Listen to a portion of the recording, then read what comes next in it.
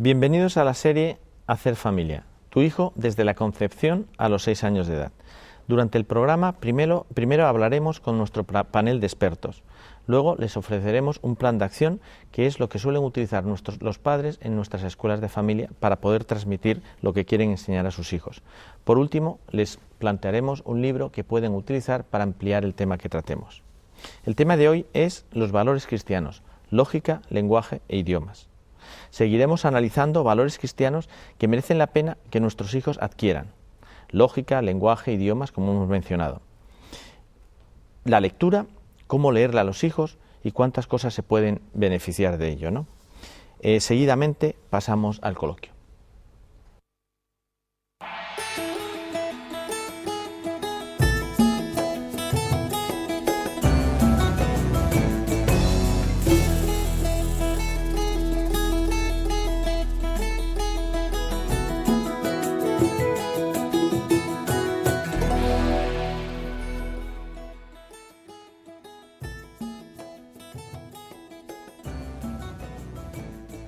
Bienvenidos nuevamente. Pasamos a presentarles a nuestros ponentes. Primero, Blanca Vallejo, casada, madre de 4 hijos, licenciada en Filología Hispánica, máster en Educación Familiar por el IE y asesora del IE Online en España. Hola. Bienvenida. Muchas gracias y gracias por invitarme.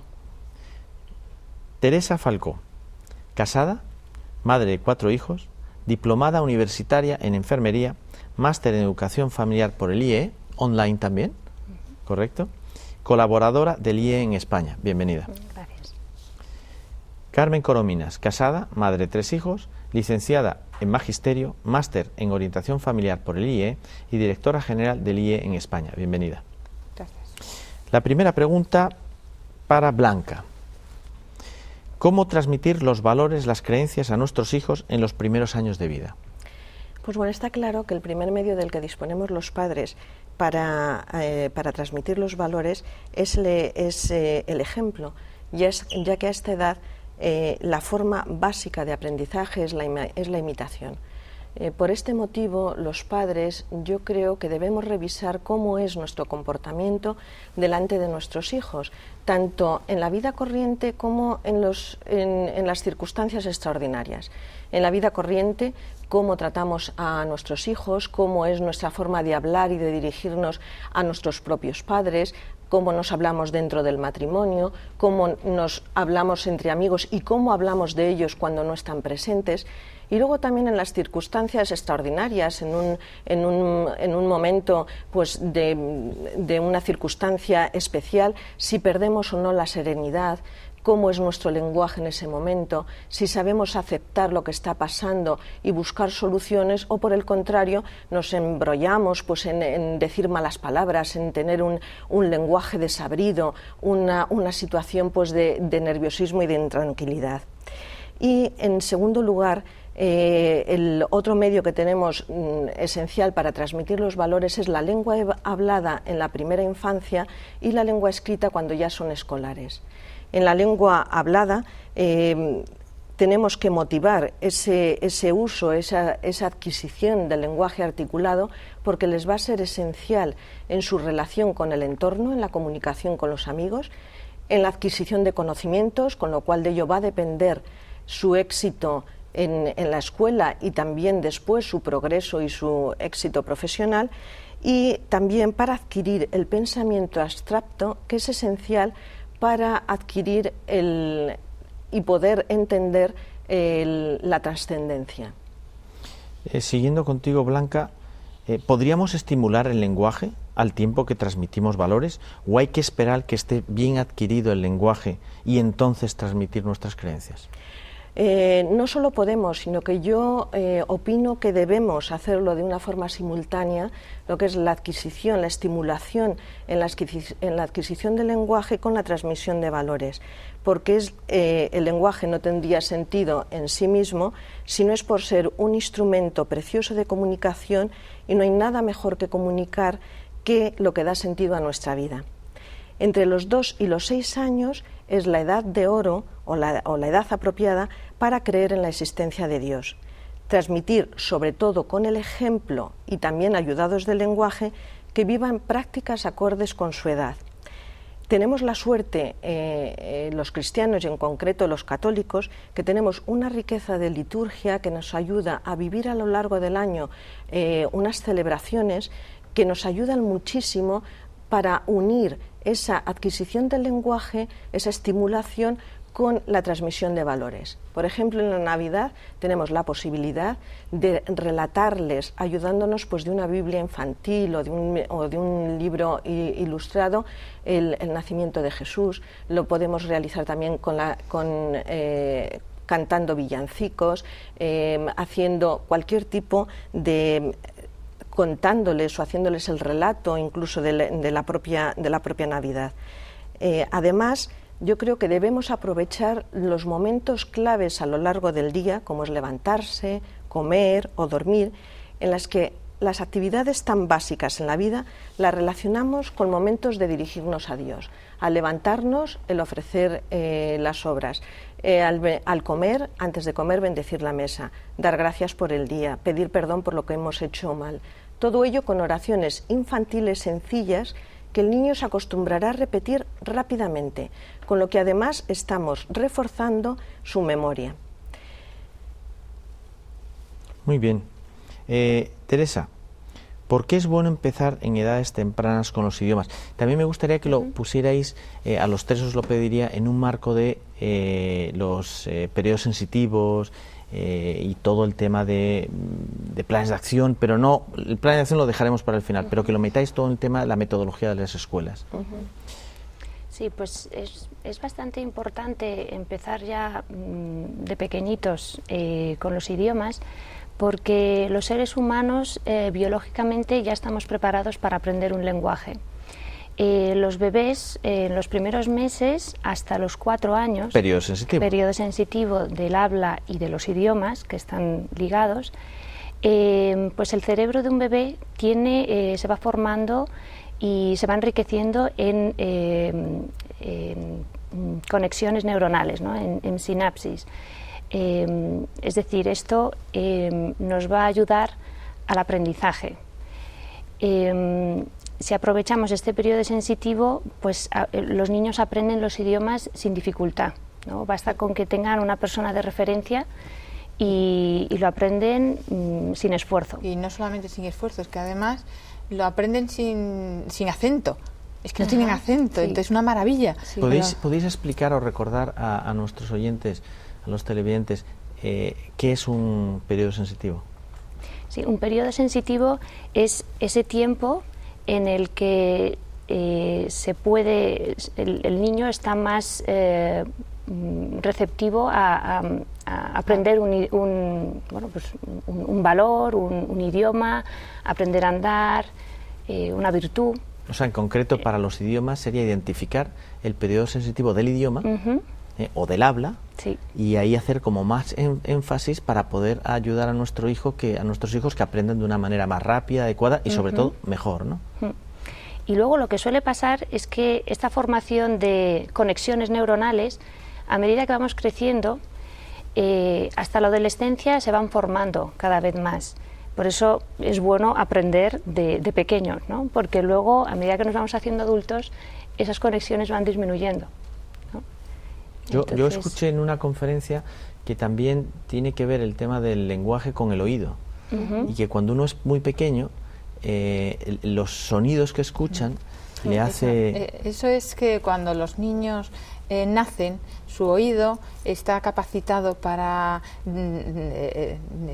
distinguir una cantidad de sonidos impresionante, o sea, cualquier tipo de sonido diferente a otro.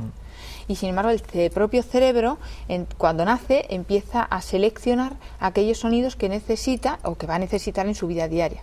Claro, ¿cuáles selecciona? Los que está escuchando él normalmente, porque eso es lo que va a necesitar él luego para distinguirlos y poder aprender y hablar un idioma, y los va registrando en su cerebro. Si hay un sonido que el cerebro no suele escuchar, el niño no suele escuchar, el cerebro como que lo anula y ya no existe. Me lo pusieron a mí como en un piano, las teclas de un piano. Entonces, en los primeros, en el periodo sensitivo de los sonidos, las teclas que se tocaban, como tú dices, Mari Carmen, se hacían utilizables a un futuro. Exacto. Y las que no se tocan, como se congelaban, se inutilizaban. Sí, sí. Y que eso, por ejemplo, lleva a ciertos idiomas que son muy ricos en sonidos, como es el ruso, que hace que el ruso pues tenga cierta facilidad de aprender idiomas, mientras otros idiomas como el español, que en tema de sonido, aunque en otros temas es sumamente rico, en tema de sonido es bastante pobre, pues tenemos dificultad a la hora de aprender otros idiomas. Teresa, tú estás casada con un italiano, ¿no? Bueno, mi marido es de madre española, padre italiano, pero ha nacido y ha crecido en Alemania. Porque voy a aprovechar Sí. esa peculiaridad de tu familia Sí. para a ver si nos puedes... ¿qué consejo nos darías o darías a una familia donde los padres tienen diferentes lenguas maternas o de uso? Pues yo el primer consejo que daría sería la coherencia de los padres en enseñarles la lengua materna que tienen, ¿no? En este caso, pues mi marido y yo, pues yo les he hablado a mis hijos siempre en español y él en alemán. Y bueno, y están dominando los dos idiomas. También tengo que decir que estamos desde hace 4 años viviendo en Estados Unidos y han aprendido en el colegio el inglés. Y bueno, lo han aprendido sin esfuerzo, les ha costado quizás un poquito más al hablar, pero lo hablan perfectamente y yo creo que ha sido también por esa... porque han tenido siempre una persona de referencia, ¿no? Saben que con mamá hablan en español, con papá en alemán. ¿Y en el colegio? Y en el colegio en inglés, ¿no? Y otro consejo también que he tenido así varias familias, ¿no? Que a veces pues por miedo a que los hijos, ¿no? Por ejemplo en el caso de una familia pues como nosotros que hubiéramos venido a Estados Unidos, ¿no? Por miedo a que los niños no se integren bien, les dejan a lo mejor de hablar el idioma, ¿no? Y luego pues a lo mejor ese idioma materno pues lo pierden, ¿no? Eso es un error, ¿no? Porque sí, empobreces sí, a sí. las capacidades intelectuales de tu hijo, y un hijo generalmente que habla 2 idiomas le es mucho más fácil aprender el tercero Sí. y el cuarto, y así progresivamente. Y es muy curioso porque los padres no preguntan, no se informan. Entonces ellos por su cuenta piensan que es mejor no hablar solamente un idioma y no les Y a hablan veces los dos en los idiomas. colegios En los colegios. también son Médicos. ignorantes, porque te dicen no le hables. Yo llegué a Estados Unidos con 3 niños pequeñitos y en uno de los colegios nos dijeron no, en casa tenéis que hablar inglés. Entre otras cosas, nuestro inglés no era suficientemente bueno y le dijimos, no señor, nosotros sabíamos el tema del periodo sensitivo, habíamos estado en las escuelas de familia en España al llegar a Estados Unidos y seguíamos en casa, hablábamos español, aunque llegó un momento que a veces nuestros hijos nos contestaban en inglés, pero seguíamos. Y mis hijos, hablando español, pues nunca han tenido problemas, ¿no? ¿Algún otro consejo para el tema de si un padre te dice, os dice, una pregunta a cualquiera de vosotras, os dice, bueno, muy bien, tú estás en Estados Unidos, tu marido es alemán y tú eres española, bendito sea Dios, Sí. pero yo vivo en, yo qué sé, en Ciudad Juárez, jamás me voy a mover de aquí y no me voy a mover de aquí, o en Santiago de Chile, o en Murcia. Yo no tengo posibilidad de desarrollar esas facultades en mis hijos. Perfectamente. Primero ¿Cómo? trabajándole el oído. Tú preparas el oído a tu hijo y el niño puede tener perfectamente esas capacidades. De hecho, una hija mía, que es azafata, y yo de pequeña pues siempre le educaba el tema del oído con música, jugaba con ella a hacer diferentes voces, o sea, trabajé mucho el tema del oído. Y luego cuando ella sola se dedicó a escuchar inglés, empezaba a aprenderlo prácticamente pues lo poco del colegio y ella sola. Y cuando le hacían entrevistas le preguntaban, ¿tienes un padre o una madre que es americana? Y ella decía, no. ¿Pero has vivido en Estados Unidos? No. Es que hablas muy bien americano, inglés, pero un inglés americano con acento. Y no, y decía, es que me gustan los idiomas. Entonces, pues bueno, ahí donde se ve que se pueden preparar desde que son pequeños, cogiéndoles ese tiempo en el que son más sensibles para poder aprender. Nuevamente los periodos sensitivos. El periodo sensitivo. Claro. Y entonces aprenden perfectamente. Y tú le preparas el oído, luego tiene que haber una motivación. Tú tienes que motivarle para que le guste el idioma y quiera aprenderlo. O sea, siempre en la educación hay varios factores para que luego tú poder conseguir ese objetivo que tú quieres, que es que ese niño tenga facilidad luego para los idiomas, que es de lo que se trata, ¿no? Y bueno, que un niño que habla varios idiomas puede luego hacer apostolado en varios idiomas, que también está bien. Muy bien. Blanca, el uso de la lengua es un arma poderosa, pero de doble filo. ¿Qué podemos hacer en esta etapa para que aprendan a utilizarla para el bien? Pues bueno, recientemente el Papa Francisco recordaba en una homilía en Roma la importancia de no matar a nuestros semejantes con la lengua, de no difamar, cotillear o levantar bulos. Es decir, que por ahí ya nos está dando la orientación de cuál es el uso ético de la lengua, y que yo en concreto lo he querido unir con la sinceridad. Es decir, es una virtud esencial para tener una sana relación humana, sobre todo una sana relación dentro de la familia, y que tiene su origen en reconocer en que Dios es la verdad absoluta. Una forma, digamos, de fomentar o de vivir esta virtud dentro de la familia al tiempo que se estimula el lenguaje, es decir, utilizando el lenguaje, son, por ejemplo, las tertulias familiares. Es decir, si una familia tiene por costumbre el tener una tertulia familiar, o bien después de comer, o bien después de cenar, si no es todos los días, por lo menos aprovechar en el fin de semana que hay más tiempo, pues los niños tienden a contar todo lo que les pasa, lo que les preocupa, lo que les divierte, de lo que hablan con los amigos, con total confianza y libertad. Si un niño siente que tiene esa libertad en casa, puede vivir esa confianza, no tenderá a fabular, a exagerar para que le quieran. Porque a veces podemos observar esto en los niños, y no es que un niño quiera mentir, a veces hay que tener cuidado también en estas situaciones, sobre todo con niños de la etapa que estamos ahora, sobre la que estamos hablando, de 0 a 6 años, no es que quieran mentir, a veces es que exageran, pero exageran porque quieren ser queridos. Entonces, si vemos que un niño en casa le oímos que está exagerando, que está fabulando, tiene que ser una llamada de atención a los padres. Cuidado, padres, que algo no se está haciendo bien con este niño. ¿Qué es lo que pasa? Que este niño necesita efectivamente ese cariño, esa atención. Por eso las tertulias familiares pueden ser un medio muy bueno y muy importante, trabajar ese uso ético de la lengua, ese ayudarles. Y respeto por los demás, los turnos. Exacto. Yo creo que es una escuela importantísima para el tema de la comunicación, para el tema de la relación, para el tema de saber expresarse, del mismo hablar en público. Tú tienes que empezar en casa. Ese momento de poder contar las cosas, y que a veces los niños pues te empiezan por el final, o te empiezan, bueno, a ver, tranquilo, pero cuéntame qué es lo que te ha pasado, por qué has discutido con este niño, pero ¿estás seguro de que este niño ha tenido la culpa? ¿No habrá sido que tú? Es decir, enseñarle también a ir razonando y enseñarle a ir buscando esa lógica que es la consecuencia de yo hago una cosa y la consecuencia puede ser buena o mala. Todo eso lo podemos trabajar en el entorno familiar desde que son muy pequeñitos, y sobre todo fomentando esa confianza en la familia. Y en esas tertulias los Exacto. padres también son figuras esenciales. Sí. Ellos también tienen que contar cosas. Exacto. No es lo típico examen al hijo, que todos Exacto. los hijos tenéis que hablar, pero eso sí yo no hablo. Tal vez los padres tendrían que empezar Sí. de mayores a pequeños, de pequeños a Sí. mayores. Yo creo que es también una asignatura que tenemos que aprobar los padres en general.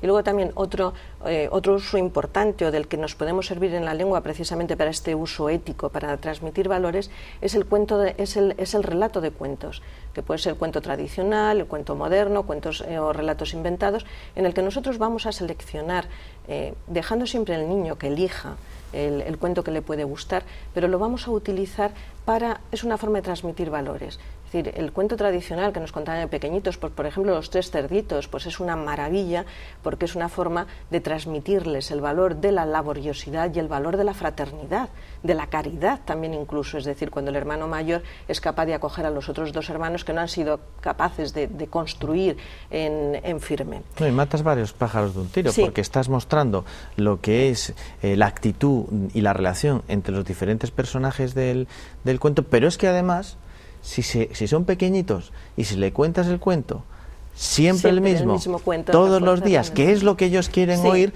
le estás potenciando la memoria, Sí. el lenguaje, la paciencia, exacto. y a los niños muchas veces ellos te piden el cuento y no se lo contamos Sí. por nosotros, porque nos aburrimos, mientras él, a lo que le gusta cuando escucha el cuento no es lo que le cuentas, sino que sabe lo que va a Lo venir que va a del pasar. cuento. Ajá, sí. Entonces, a veces los padres cometemos errores con instrumentos fáciles que tenemos a la mano, como la repetición de cuentos, Sí. la repetición de películas, ese tipo de de temas. Yo quería apuntar algo que yo recuerdo cuando mis hijos eran más pequeños y que en principio es que es muy importante, tanto en los dibujos que puedan ver en televisión como en los cuentos que puedan leer, que esos dibujos y cuentos haya una diferencia exacta entre el bien y el mal.